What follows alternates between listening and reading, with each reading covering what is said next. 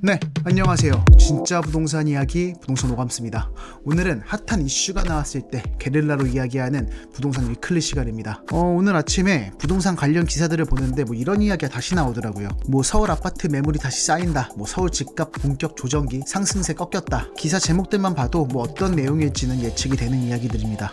내용을 요약해 보면은 부동산의 연관이 있는 여러 선행 지표들이 대부분 상승을 멈추고 시장 분위기가 바뀌어가고 있다라는 식의 기사 내용이죠. 이런 객관적 지표에 관한 정보들을 어떻게 해석하느냐에 따라서 부동산 시장을 바라보는 시각이 달라질 텐데요. 그래서 오늘은 이 이야기를 주제로 부동산 시장을 바라보는 시선에 대해서 이야기를 해보려고 합니다.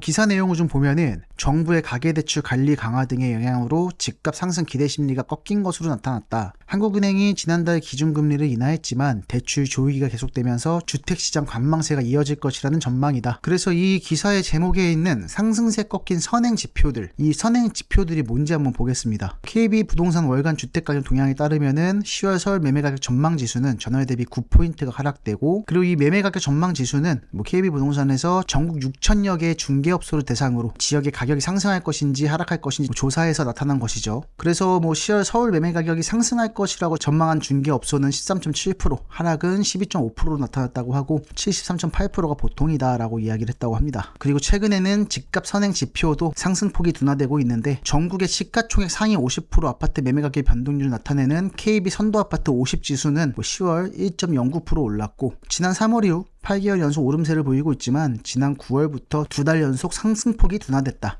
상승폭이 둔화된 거죠. 그러니까 상승은 하고 있는데 폭이 둔화됐다는 이야기고, 9월 서울 아파트 경매 낙찰가율, 경매 시장 같은 경우에는 일반 부동산 시장의 바로미터라고 볼 수 있으니까 이 경매 낙찰가율도 보는 것 같은데, 전월 95.5% 대비 1.2%가 하락한 94.3%를 기록하면서 상승세가 꺾였다, 이런 이야기가 나오고 있습니다. 그래서 이러한 선행 지표들이 꺾였으니까 서울 집값 본격 조정기에 들어서나, 이런 식의 기사 내용인 거죠. 말씀드린 것처럼 서울 매매 가격 전망지수, 주택 가격 전망 9개월 만에 하락을 전환했고, 집값 급등 피로감에 대출 규제 강화로 심리가 위축되었다라는 식의 기사 내용입니다. 그러니까 요새 이렇게 객관적으로 부동산 시장을 예측해 볼 수 있는 여러 지표들이 꺾이고 있고, 그 원인이 바로 대출 규제 때문이라고 합니다. 집값이 오름폭을 보이면은 정부에서는 부동산 시장 안정화를 위해서 이 부동산 시장에 개입을 하겠죠. 정부가 시장에 영향을 줄 수 있는, 직접적으로 개입을 할 수 있는 방법 중에 하나가 이 대출을 건드리는 것인데, 대출을 조이거나 이 금리를 높이거나 아니면 대출 실행 자체를 어렵게 만들거나, 보통 그렇게 되면은 이 주택시장의 거래 분위기가 바뀝니다. 당장 거래를 해야 하는 사람들의 피부에 바로 와닿기 때문인데, 주택 거래를 많이 해보신 분들은 아시겠지만 보통 연말에 대출 받기가 힘들어지는 분위기가 많이 나타납니다. 근데 아무리 대출을 규제한다고 해서 이 집을 살 사람들이 사지 않을까요?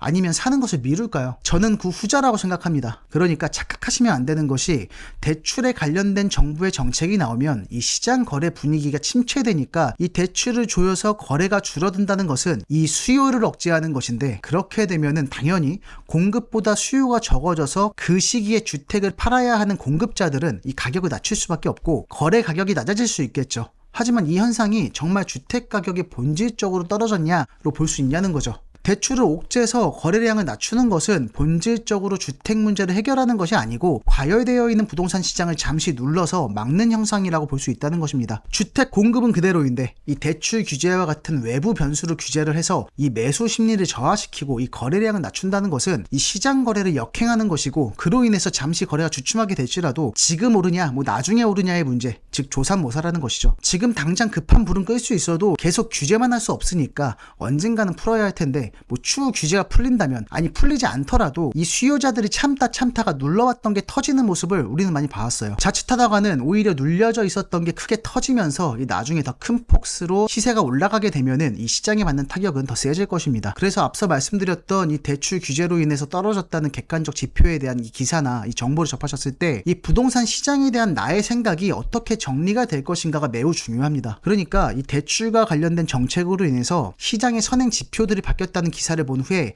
이제 집값은 하락으로 이어질 것이다, 이 부동산은 끝났다라고 정의를 하는 것은 저로서는 크게 공감은 가지는 않습니다. 제가 이렇게 생각하는 이유는 부동산은 욕구이기 때문입니다. 좋은 집에서 살고 싶어하는 욕구가 잘못된 것은 아니죠. 좋은 집에 살고 싶어하는 것은 누구나 가진 욕구입니다. 그리고 건축 기술의 발전에 따라서 이 살고 싶은 집의 기준은 점점 높아지고 있고, 이 새 집이라고 할지라도 세월의 흐름에 따라서 이 살고 싶지 않은 집으로 점점 바뀌게 됩니다. 또한 사회적 동물인 인간에게 있어서 이 살고 싶은 집의 기준은 신축이냐 구축이냐라는 물리적인 기준뿐만이 아니라 더 다양할 수 있죠. 뭐 집의 위치가 주는 편리함, 즉 입지도 살고 싶은 집의 큰 기준이 됩니다. 그래서 입지가 좋은 도시의 신축 아파트는 가치가 높습니다. 전문가분들을 포함해서 많은 분들이 이 부동산 시장을 대하는 가치관이 저와 다른 분들도 많이 계시겠지만, 그럼에도 저의 주관적인 의견을 말씀드려 보자면은 이 살고 싶은 집이라는 기준이 점점 높아지는 만큼 이 부동산의 경제적 가치도 우상향한다고 보고 있습니다. 이 말의 의미는 이 대부분의 사람들은 본인이 할 수 있는 한 어느 정도의 무리를 해서라도 지금보다는 조금이라도 더 나은 거주 환경에서 살고 싶어 한다라는 의미가 함축되어 있다고 말씀드리고 싶습니다. 여기서 우상향의 기준은 누구나 살고 싶은 집 혹은 살고 싶은 집과 가까운 순으로 이 부동산들의 줄이 세워지고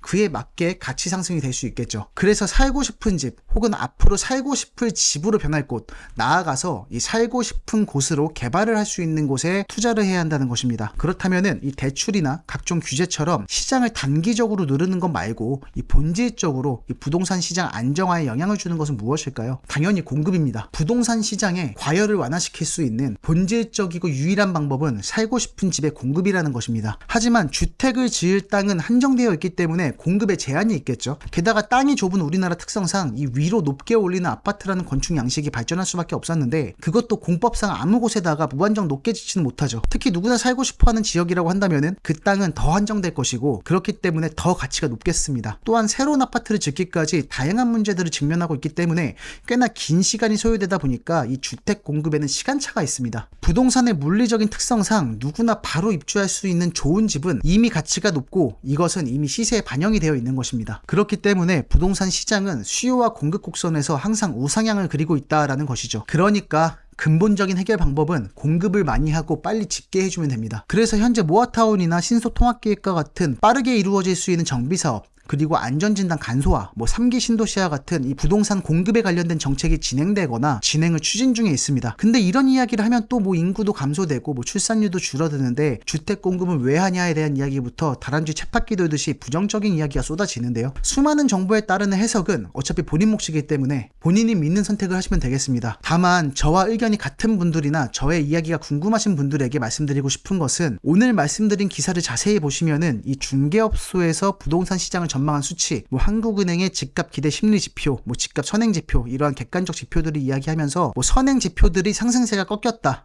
집값 본격 조정기에 들어서나 이런 내용인데, 물론 이런 기사는 나올 수 있습니다. 객관적인 지표니까요. 하지만 이런 기사를 보고 집값이 이제 떨어질 거야 라고 속단하는 것은 고민해보자는 거죠. 몇몇 부동산 유튜버들을 보면은 오세훈 시장의 신속통합기획이나 모아타운을 굉장히 비관적으로 이야기를 하시는 분들도 많이 계시더라고요. 어느 정도 영향력을 줄 수 있는 전문가나 유튜버가 이런 내용을 가지고 집값 하락에 대한 자극적인 이야기를 한다면은, 말하는 사람이야 자기 주장이니까 이야기하는 것은 자유겠지만 이것을 듣는 사람 입장에서는 자칫 잘못된 선택으로 인해서 돌이키기 힘든 선택을 하게 될 수도 있기 때문에 그럴싸하다고 바로 믿는 것이 아니라 한 번 더 고민을 해보자라는 것입니다. 물론 그렇게 고민을 해보셨는데도 생각에 변화가 없다면 어쩔 수 없겠지만, 우리가 비단 이 부동산 문제뿐만이 아니라 어떤 주제의 이야기를 들었을 때 나의 가치관을 합쳐서 고민을 해야 하는 것은 당연한 일이겠죠. 그러니까 그렇게 고민을 해보자는 것입니다. 하지만 이 부동산 시장에서 생각보다 많은 분들이 이 의사결정을 하시는 것을 보면은 큰돈이 들어가서 안 그럴 것 같지만, 내가 잘 모르는 분야라고 생각하기 때문에 전문가 말이라면 맞겠지 라는 생각 때문인지는 몰라도 남의 이야기를 곧이곧대로 듣고 의사결정을 하십니다. 정말 나를 위해서 옳은 이야기를 해주는 전문가라고 할지라도 그 이야기는 그 사람의 이야기이고 그 사람이 공부한 결과물이죠. 제가 말씀드리는 이야기도 저의 이야기를 말씀드리는 거지 저의 이야기가 모두에게 맞을 수는 없을 것입니다. 각자의 상황은 다를 것이니까요. 그러니까 다양한 이야기에서 나에게 맞는 것들은 취하고 맞지 않은 것들은 버릴 줄 알아야 합니다. 그렇게 많은 사람들의 지식에서 취할 건 취하고 버릴 건 버릴 수 있으려면 나만의 필터가 있어야겠죠. 그 필터를 잘 만들어 보시기를 바라겠습니다. 이 부동산 시장은 본인의 깊이 있는 경험이 있다면 자극적인 내용으로 선동되지는 않을 것입니다.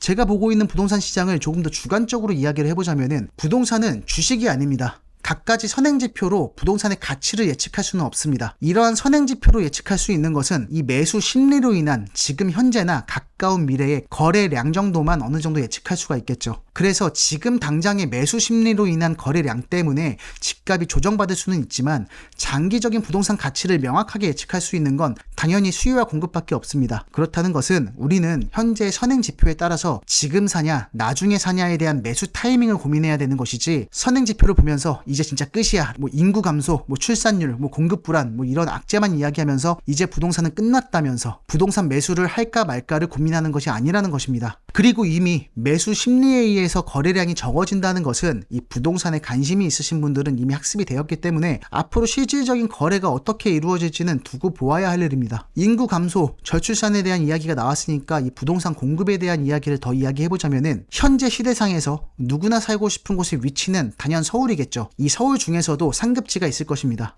서울은 모든 게 다 갖춰진 도시로 사회적 동물인 인간들이 모여 살기 가장 편리한 곳입니다. 입지가 좋다는 것은 살기 좋다는 곳이라는 건데, 그래서 이미 그곳에는 주택이 만들어져 있죠. 그래서 이미 서울에는 새로운 아파트를 지을 땅이 없습니다. 그럼 집값이 현재도 비싼데 어디까지 올라가는 건데, 이게 궁금하게 되겠죠. 기준을 정하면 됩니다. 기준점이 명확해서 거래가 주기적으로 일어나고 그로 인해서 그 지역 시세를 리딩하는 곳, 그곳과 비교를 하면 되겠죠. 현재 서울에서는 이 트로피 아파트들의 신고가가 계속 일어나고 있습니다. 지역에서 제일 비싼 곳을 기준으로 한번 잡아보자고요. 현 시점 강남권에서는 신축은 반포, 구축은 압구정일 텐데 비싼 만큼 모든 게 다 갖추어진 곳이죠.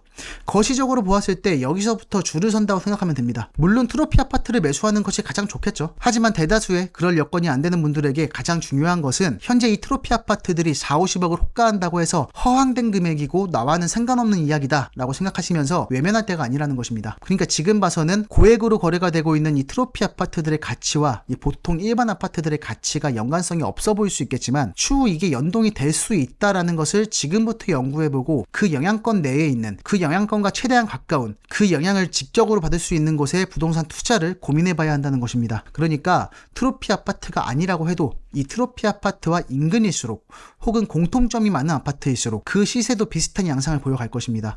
지금도 압구정 현대는 구축이지만 40억이 넘는데 거래가 잘 되고 있습니다. 기준으로 삼기 좋은 아파트죠. 추후에 이 압구정 현대가 재건축이 돼서 2배인 80억이 된다고 가정한다면은 그 압구정 현대와 인접한 동들과 지역구의 신축 아파트의 가격도 가만히 있지는 않겠죠. 첫 번째 도미노가 쓰러지고 그 여파는 다음 도미노로 이어집니다. 지금까지의 집값은 이렇게 올라왔습니다. 그러니까 트로피 아파트의 신고가는 결국 도미노처럼 번져서 키맞추기를 해나갈 것입니다. 부동산 투자에 우려를 나타내시는 분들이 말씀하시는 것처럼 인구 감소, 저출산, 경제적 위기는 원활한 부동산 시장 경제에 좋지 않은 영향을 미칩니다. 하지만 그것이 서울 집값이 떨어진다로 바로 귀결되면은 투자의 기회를 놓칠 수 있다는 것입니다. 서울에서부터 혹은 서울 상급지에서부터, 지방 같은 경우에는 거점 도시에서부터, 혹은 그 지역별 트로피 아파트로부터 시작된 도미노의 전체 수는 말씀드린 악재들 때문에 전체 수가 줄어들 수는 있습니다. 그래서 다양한 사회적 문제 때문에 이 부동산 시장 경제가 좋지 않을수록 이 부동산 투자를 하는 데 있어서 중요한 것은 그 도미노가 끝나는 지점이 어느 곳인지 정확히 파악을 할 수 있는 것, 그리고 그 도미노가 끝나는 지점 안에서 투자가 진행되어야 하는 것이라는 것을 말씀드리고 싶습니다. 예를 들어서 현재 발표된 상기 신도시 중에서 한 곳을 선택한다고 하신다면 어느 지역을 선택할지를 한번 고민해 보시는 것도 좋을 것 같습니다. 과거 1기 신도시 분당과 일산의 사례를 보셔도 답은 쉽게 찾을 수 있을 것 같습니다. 불과 10년 전만 해도 10억이라는 돈은 일반 사람들에게는 평생 만져보지 못할 돈이었습니다. 물론 지금도 굉장히 큰 돈이지만 지금은 서울 아파트 한 채 가격이 됐죠. 자산가들이 현재 40억, 50억대의 트로피 아파트를 매수하는 것처럼 과거에는 10억, 20억대 아파트를 거래했습니다. 그리고 지금 50억대 아파트의 소유주가 되었을 것입니다. 진짜 한번 확인해 볼까요? 지금 보시면은 압구정, 신현대, 9차, 11차, 12차 아파트입니다. 가장 작은 거 114제곱미터를 보자면은 매매 실거래가 24년 5월 달에 41억이 됐죠. 불과 5개월 전에 41억의 거래가 됐습니다. 그리고 4월 달에는 40억의 거래가 됐고 이런 식으로 진행이 됐죠. 근데 쭉 내려서 2014년, 2013년 이때는 12억 3천, 11억 8천 이렇게 거래가 됐습니다. 2012년까지 가면 이제 10억대죠. 지금부터 한 10년 전쯤에는 11억에서 12억대의 거래가 됐습니다. 최근에 거래된 41억하고 비교를 해보면은 거의 30억이 오른 셈인 거죠. 자산가들은 이렇게 부동산 투자를 해왔습니다. 이런 점들을 명심해 보시고 현재 쏟아지고 있는 그럴싸한 정보들, 혹은 혹은 객관적 수치들을 어떻게 받아들이고 이 부동산 시장을 바라볼 것인지 고민해 보시기를 바라겠습니다. 오늘의 부동산 위클리는 여기까지입니다. 지금까지의 내용이 도움이 되셨다면 구독과 좋아요 부탁드리고요. 그럼 지금까지 진짜 부동산 이야기 부동산 오감스였습니다.